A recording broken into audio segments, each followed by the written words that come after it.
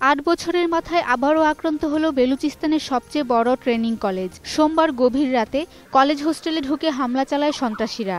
এদের কমপক্ষে 2 জন আত্মঘাতী হামলাকারী। এর আগে 2006 ও 2008 সালেও সন্ত্রাসী হামলার শিকার হয় ট্রেনিং কলেজটি। সে সময় কলেজ মাঠে রকেট নিক্ষেপ করে সন্ত্রাসীরা।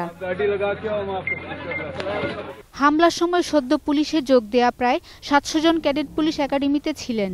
এ ঘটনায় নিহত হয়েছে প্রায় 60 জনের মতো।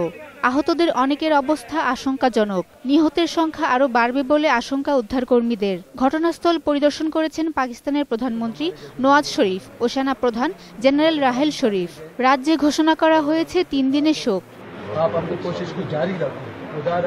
বেলুচিস্তানের প্রাদেশিক স্বরাষ্ট্রমন্ত্রী সরফরাজ বুগতি বলেছেন, হামলার খবর পাওয়ার সাথে সাথে নিরাপত্তা বাহিনীর অভিযান পরিচালিত হয়েছে।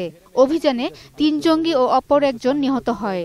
जितने मर्जी वो इस तरह के बुज़दिलाना हमले करते रहें, हम उन तक पहुंचेंगे और उनको कैफे किरदार तक उसी तरह पहुंचाएंगे जैसे उनके पेशरो यहाँ पर मारे जा चुके हैं। ফ্রন্টিয়ার কর্পসের আইজি মেজর জেনারেল শের আফগান বলেন, হামলাকারীরা আফগানিস্তানে তাদের নির্দেশদাতাদের সঙ্গে কথা বলছিল।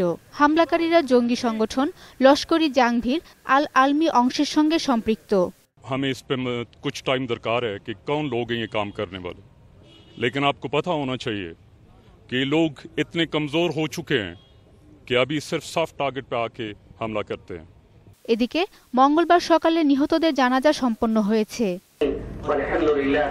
শাকেরা আরজু, 21 টেলিভিশন।